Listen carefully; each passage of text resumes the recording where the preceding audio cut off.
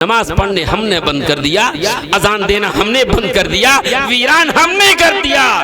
हज़रत मौलाना मुफ्ती अबुल कलाम साहब हलीमी नायब सदर जमीयत उलमा ज़िला लखनऊ, मैं इस वक्त उनसे गुजारिश कर रहा हूँ कि हज़रत तशरीफ़ लाएँ और अपने कीमती पंदो नसाए से हम सामईन को नवाजें। बिस्मिल्लाहिर्रहमानिर्रहीम, नहमदुहु व नुसल्ली अला रसूलिल करीम, अम्मा बाद, फ़अऊज़ु बिल्लाहि मिनश शैतानिर रजीम, बिस्मिल्लाहिर्रहमानिर्रहीम। वइन तुतिअहु तहतदू। कुरान करीम ने बहुत मुख्तसर एक जुमला फरमाया है, देखो गौर से सुनिएगा, इधर हो तवज्जो न कीजिएगा। और मैं अपनी माँ बहनों से कहता हूँ भाई बयान सुनना तो सुन लो, वरना घर चली जाओ, सो जाओ, बातें न करो भाई। आवाज़ें इधर से आ रही हैं, कहो तो माइक भिजवा दें। मेरी माँ बहनें अगर तकरीर करना चाहें तो माइक भिजवा दें, या तो खामोश रहो, सुनो गौर से, वरना आपका जागना बेकार हो जाएगा, जलसे में आना बेकार हो जाएगा। गौर से सुनो। अल्लाह ताला ने फरमाया है अपने हबीब सल्लल्लाहु ताला अलैहि वसल्लम के बारे में, जिसको हम आम मुकर्ररों की जुबान से सुना करते हैं। कुरान करीम ने मुख्तलिफ अंदाज में इस बात को फरमाया है, अतीउल्लाह व अतीउर रसूल व उलिल अम्रि मिनकुम। कहीं फरमा दिया मन युतिइल्लाह व रसूलहु फ़क़द फ़ाज़, कि जिसने अल्लाह और उसके रसूल का कहना माना वो कामयाब हो। कहीं फरमाया कुल इन कुंतुम तुहिब्बूनल्लाह फत्तबिऊनी, अगर तुम अल्लाह से मोहब्बत करने के दावेदार हो तो मेरे हबीब की इत्तिबा करो, मेरे हबीब के तरीकों को अख्तियार करो, मेरे हबीब के रास्तों पर चलो, तब तुम कामयाब हो पाओगे। और तब ये तुम्हारा दावा कि मैं अल्लाह से मोहब्बत करने वाला हूं, तब ये दावा तुम्हारा सही होगा, वरना तुम्हारा नाम झूठों में लिखा जाएगा। हमारे हबीब की इत्तिबा करो, हबीब ने जो तरीका दिया उसको अपनाओ। उस तरीके को अगर ना अपनाओ और जिंदगी भर अल्लाह की मोहब्बत के रसूल की मोहब्बत के गुन गाते रहो, ये झूठा दावा होगा जिसकी वजह से आप कामयाब नहीं हो सकते और आप नाकामों में होकर चले जाएंगे, जहन्नम में कुंदे बना दिए जाएंगे। तो अल्लाह ताला ने फरमाया इन तुतीऊहु, अगर आप उनकी इत्तिबा कर लेंगे, इन्हें रसूलुल्लाह की बात मान लेंगे, कामयाब हो जाएंगे। कामयाब नहीं होंगे तो हलाकत की तरफ चले जाएंगे।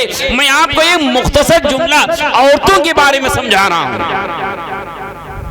मेरे माँ बहनें एक वाकया सुने कि रसूलुल्लाह की इत्तिबा, रसूलुल्लाह की बात मान लेना कितनी बड़ी कामयाबी है, कितनी बड़ी कामरानी है, कैसा जन्नत का रास्ता आसान होता है। अल्लाह के रसूल जनाब मोहम्मद रसूलुल्लाह सल्लल्लाहु ताला अलैहि वसल्लम मदीने में मौजूद हैं। एक साहब जिहाद में गए और उन्होंने कह दिया कि मैं जिहाद में जा रहा हूं, जब तक मैं ना आऊं तब तक तुम घर से ना निकलना, कहीं ना जाना। मैं आ जाऊं तो ले चलूंगा, जब तक मैं ना आ जाऊं तुम ना जाना कहीं। कह के चले गए। हाल ये था कि घर 2 मंजिला था, ऊपर वाले मंजिल पर ये मियाँ बीवी रहा करते थे और नीचे वाली मंजिल पर उनके सास और ससुर रहा करते थे, यानी उस लड़की के बाप। ये चले गए। थोड़े दिन के बाद उनके बाप की तबीयत खराब हो गई। लड़की ऊपर है, बाप नीचे बीमार। उस खातून पर कुर्बान जाइए जिसने वाकई मिसाल कायम कर दिया रसूलुल्लाह की इत्तिबा की। जब बाप की तबीयत खराब हुई तो एक आदमी को वास्ता बनाकर भेजा रसूलुल्लाह के दरबार में कि रसूलुल्लाह से पूछ के आओ, मेरा शौहर जाते हुए कह गया था कि जब तक मैं वापस ना आऊं उस वक्त तक तुम कहीं ना जाना। मेरे बाप की तबीयत खराब है, मैं ऊपर रहती हूं, मेरा बाप नीचे मंजिल में है, क्या मैं बाप को देखने जा सकती हूं? अल्लाह अकबर। मेरे मामनो सुनो, ये भी एक मसला है। ये माँ बाप की फरमाबरदारी और शौहर की फरमाबरदारी दोनों अलग हुआ करती हैं। जब तक आपकी शादी ना हो उस वक्त आप पर बाप की इत्तिबा फर्ज और वाजिब है, और जब आपकी शादी हो गई अब शौहर की इत्तिबा लाजिम है। अब शौहर की बात मानो। अगर बाप और शौहर की बात में टकराव हो जाए तो आपको शौहर की बात को तरजीह देना है और बाप की बात को तरजीह नहीं देना है। अब बाप की इत्तिबा वाजिब नहीं रह गई, अब शौहर की इत्तिबा वाजिब हो गई। अंदाजा लगाई कितना बारीक मसला, कितना अहम और कितना पित्ता मारने वाला मसला है। बाप नीचे बीमार है, बेटी पूछवा रही है, रसूलुल्लाह से पूछ के आओ, क्या मैं शौहर के कहने के बावजूद मैंने बाप को देखने जा सकती हूँ? रसूलुल्लाह सल्लल्लाहु ताला अलैहि वसल्लम ने इरशाद फरमाया, जाकर मेरी इस बेटी से कह दो अपने शौहर की इताअत करे, शौहर की बात माने। बाप बीमार है, नीचे देखने नहीं आ सकती। अल्लाहु अकबर, अल्लाहु अकबर। तबीयत और बिगड़ी, मरने के करीब हो गए। इस लड़की ने फिर भिजवाया किसी का हाथ पैगाम कि रसूलुल्लाह से पूछ के आओ, मेरे बाप बहुत ज्यादा बीमार हो चुके हैं, ऐसा है लगता है दुनिया चले जाएंगे, क्या मैं बाप को देखने जा सकती हूँ? रसूलुल्लाह ने फिर कहा, जाकर मेरी बेटी से कह दो शौहर की बात माने और बाप को देखने न जाए। अल्लाह अकबर।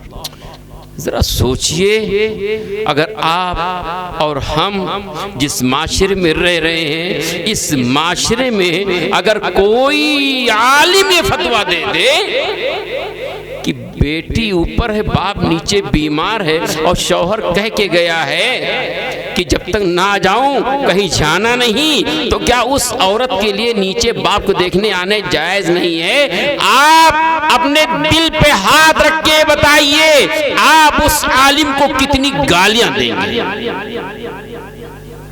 आप उस आलिम की कितनी धज्जियां उड़ाएंगे? आपके मुंह में जो आएगा बक देंगे आप। मौलाना साहब, उनको हालात कहाँ मालूम है? मौलाना साहब तो मदरसे में पढ़े, उनको क्या मालूम है? वो क्या जाने क्या हालात होते? अरे बाप बीमार है, देखने न जाए बेटी। लेकिन दुनिया के सारे इफ्ता बंद, सारे मुफ्ती खामोश, सारे लोगों की जुबानें बंद। क्यों? ये फतवा सादिर हुआ है आका मदनी जनाब मोहम्मद रसूलुल्लाह सल्लल्लाहु अलैहि वसल्लम के दरबार से। किसकी माँ ने उसको दूध पिलाया है कि इस फतवे को काट दे? जो इस फतवे को काट देगा उसका ईमान कट जाएगा, वो जहन्नम का कुंदा बन जाएगा। ये रसूलुल्लाह का फरमान है, किसी आम आदमी का फरमान नहीं। बाप की तबीयत बिगड़ी और इंतकाल हो गया, जनाजा नीचे है, बाप को नहलाया जा रहा है, कफनाया जा रहा है, जनाजा उठ के घर से जाने वाला है। इस बेटी ने फिर दौड़ाए एक आदमी को, पैगंबर को, कि जाकर रसूलुल्लाह से पूछ के आओ, मेरे बाप का जनाजा जा रहा है, क्या मैं अपने बाप को देखने जा सकती हूँ? अल्लाह अकबर, अल्लाह अकबर। यहाँ पर कितने झगड़े सिर्फ इस बुनियाद पर होते हैं माशरे में। बहनों की यहाँ शादी थी तो शौहर ने मना किया वहां ना जाना, झगड़ा पड़ गया, नहीं आएंगे वापस, मना कर दिया। बहनों की यहाँ शादी थी, मुझको जाने से मना कर दिया। बहनों बुलाने आया था तब भी नहीं भेजा। गैरतमंद शौहर था, बहनों के साथ जाना जायज नहीं था, इसलिए मना किया था। यहाँ तलाक की नौबत आ गई सिर्फ इस बुनियाद पर कि बहनों के साथ जाने नहीं दिया। अल्लाहु अकबर, अल्लाहु अकबर। रसूलुल्लाह ने फिर फरमाया, बेटी अपने शौहर की बात मानो, बाप को देखने मत जाना। अल्लाहु अकबर, अल्लाहु अकबर। जनाजा चला गया। हम और आप किसके उम्मती हैं? उसी रसूलुल्लाह की उम्मती हैं जिस रसूलुल्लाह ने ये तालीम दी। बड़े सीने चौड़े करके हम कहते हैं हम रसूलुल्लाह के मानने वाले, हम रसूलुल्लाह के दीवाने हैं, रसूलुल्लाह के नारे लगाते हैं, आई लव मोहम्मद के पर्चे लगाते हैं। दिल पर हाथ रख के बताओ, आई लव मोहम्मद लिखना आसान है, ये अमल करना आसान है। जुबान से कह देना तो बहुत आसान है, बहुत आसान है मिंबर पर माज़अल्लाह कह देना, बहुत आसान है मिंबर पर माज़अल्लाह कह देना, बहुत मुश्किल है खलवत में मैं गुलगुल से बच जाना। रसूलुल्लाह के फरमान पर अमल करना ये वही कर सकता है जिसको 100% रसूलुल्लाह से मोहब्बत होगी, जिसको कुरान ने फरमा दिया है अल मुमिनून अन्नबी औला बिल मोमिनीन। ए मोमिनो, तुम्हारी जान से ज्यादा रसूलुल्लाह तुमको प्यारे होने चाहिए। जब तक रसूलुल्लाह तुमको तुम्हारी जान से ज्यादा प्यारे नहीं होंगे उस वक्त तक आपका ईमान मोतबर नहीं है। रसूलुल्लाह की मजलिस में हजरत उमर रज़ी अल्लाह ताला अन्हु तशरीफ फरमा है। रसूलुल्लाह ने फरमाया कि जब तक मैं तुम्हारे नजदीक तुम्हारी जानों से ज्यादा प्यारा महबूब ना हो जाऊं उस वक्त तक तुम्हारा ईमान मोतबर नहीं। हज़रत उमर रज़ी अल्लाह तआला फरमाया, अल्लाह के रसूल आप मेरे बहुत महबूब हैं लेकिन जान से ज्यादा नहीं। यानी जान से ज्यादा महबूब होने का मतलब ये है कि अगर मेरी जान जाने की नौबत आ जाए और रसूलुल्लाह की जान जाने की नौबत आ जाए, हम अपनी जान दे दे रसूलुल्लाह को बचा ले, ये है जान से ज्यादा मानना, ये है रसूलुल्लाह को जान से ज्यादा मानना। रसूलुल्लाह के बारे में, हजरत सहाबा के बारे में सुनिए जरा। हज़रत खब्बाब रज़ी अल्लाह ताला पकड़े गए, फांसी का हुक्म हुआ, रसूलुल्लाह से के बारे में पूछा गया, खब्बाब बताओ जरा एक बात बताओ। कहा क्या तुम्हें पसंद करते हो कि तुमको छोड़ दिया जाए और तुम्हारी जगह पर तुम्हारे रसूल को लाकर फांसी दे दी जाए, ये पसंद करोगे तुम? खब्बाब रज़ी अल्लाह ताला फरमाया, सुन तू फांसी की बात करता है, मेरी जान चली जाए और रसूलुल्लाह के पैर में कांटा जुट जाए इसको भी गवारा नहीं करता हूं, मेरी जान चली जाए। रसूलुल्लाह अपने घर में हो, अपने बिस्तर पर हो, वहां रसूलुल्लाह के कांटा चुप जाए ये भी मुझे गवारा नहीं। मेरी माँ बहनों, ये है मानने वाले रसूलुल्लाह के, ये है दीवाने रसूलुल्लाह के। हम जैसे नहीं है कि सिर्फ चंद बातों को अपना लिया और कह दिया हम रसूलुल्लाह के मानने वाले, रसूलुल्लाह के शहदाई हैं। सुनो मेरी माँ बहनों, उस बहन ने जब ऐसी कुर्बानी दिया, उस बहन ने जब रसूलुल्लाह की इताअत किया, अपने शौहर की इताअत किया, अल्लाह की तरफ से क्या बारिशें हुई, क्या अल्लाह की तरफ से इनामात होते। सुनिए जरा,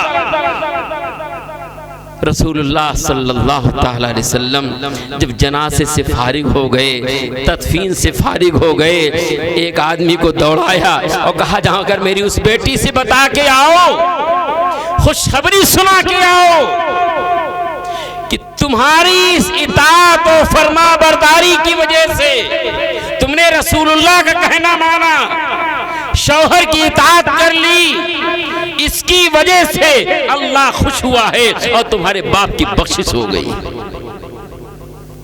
मेरी बेटियों, अगर तुम नेक बनोगी, अगर तुम सालिहा बनोगी तो तुम्हारे माँ बापों की बख्शिश हो जाएगी। तुम रसूलुल्लाह की इताअत करोगी तो तुम्हारी वजह से अल्लाह ताला तुम्हारे माँ बाप की बख्शिश फरमा देंगे।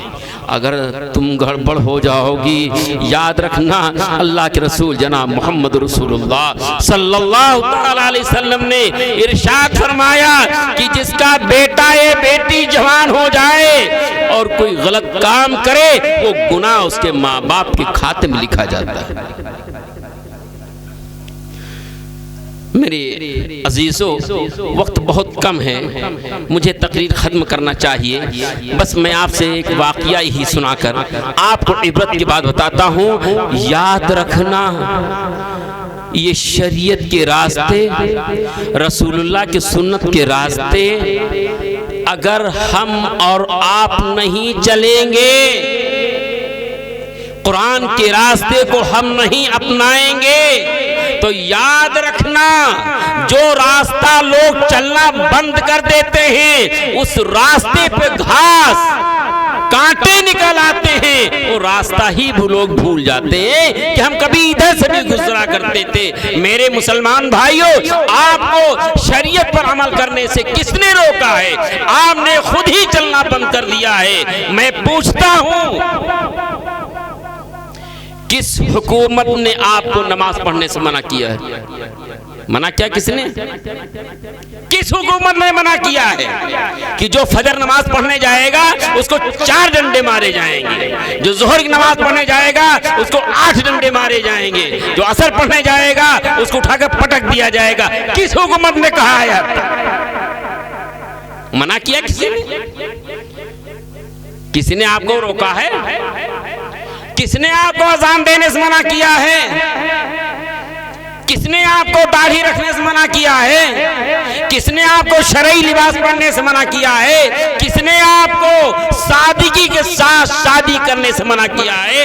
किसने आपको इस्लामिक कल्चर अख्तियार करने से मना किया है? किसने जबरदस्ती आपके कनपटी पर रिवाल्वर लगाकर ये कहा है, बताओ, कि अगर तुमने शरीयत पर अमल किया तो तुमको गोली मार देंगे?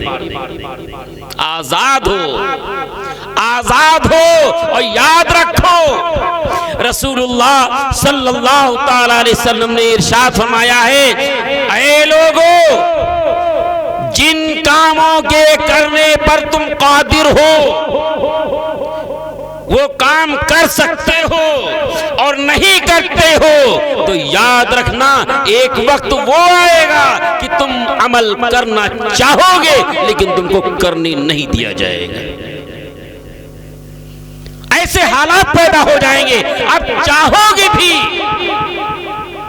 बाबरी मस्जिद हाथ से चली गई, एक नहीं हजारों मस्जिदें चली गई, उन मस्जिदों में नमाज पढ़ने वाले लोग नहीं थे, वीरान पड़ी थी, कोई अजान देने वाला नहीं था। नमाज पढ़ने हमने बंद कर दिया, अजान देना हमने बंद कर दिया, वीरान हमने कर दिया, तो अल्लाह ताला ने छीन लिया। अब अगर अजान देना भी चाहो नहीं दे सकते हो, अब नमाज पढ़ना चाहो नहीं पढ़ सकते हो। बास मुल्कों के हालात ऐसे थे कि लोग दाढ़ी रख सकते थे, शरई लिबास पहन सकते थे, शरई उसूलों को अपना सकते थे, लेकिन लोगों ने तसाहुल किया, गफलत बरती और अमल न किया। अल्लाह ताला ने उन मुल्कों के हालात ऐसे बदतर बना दिए कि अब वहां के लोग अगर दाढ़ी रखना चाहते, दाढ़ी रखने पर सजा दी जाती थी। जब मौका था तो किया नहीं, जब अल्लाह ताला ने छूट दे रखी थी तो उससे नफरत थी। आज बड़ी अफसोस की बात उस वक्त होती है, रिश्ता आया, आपका लड़का है, किसी की लड़की है, आपने पैगाम भिजवा दिया, लड़की पसंद है, रिश्ता पसंद है, सब कुछ है, बात तय होने वाली थी, चुपके से फोन आता है, लड़की राजी नहीं। क्या हुआ भाई, क्यों नहीं राजी है? सब कुछ तो तय हो चुका था, क्या हो गया? लड़का दाढ़ी रखा है। हाय हाय, ये क्या इनकार कर रही है? ये क्या कहना चाहती है? इसके ईमान को तौलो जरा। ये लड़की मुसलमान नहीं रह गई है, ये इस्लाम से निकल गई।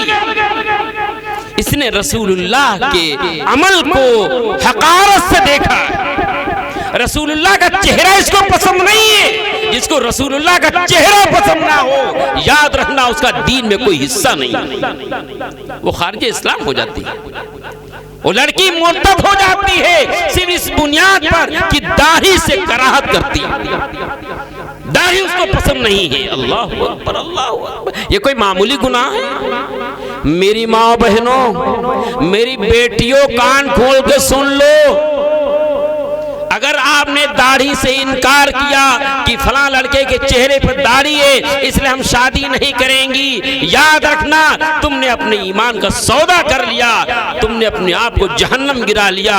रसूलुल्लाह से तुम दूर हो गई। रसूलुल्लाह के चाहने वाले तो ऐसे हुआ करते थे, दाढ़ी तो दाढ़ी है। रसूलुल्लाह थूकते थे तो थूक हजरत साहब अपने मुंह हाथ में ले लेते थे और थूक हाथ में लेकर मल कर चेहरे पर लगा लेते थे। ये रसूलुल्लाह का थूक।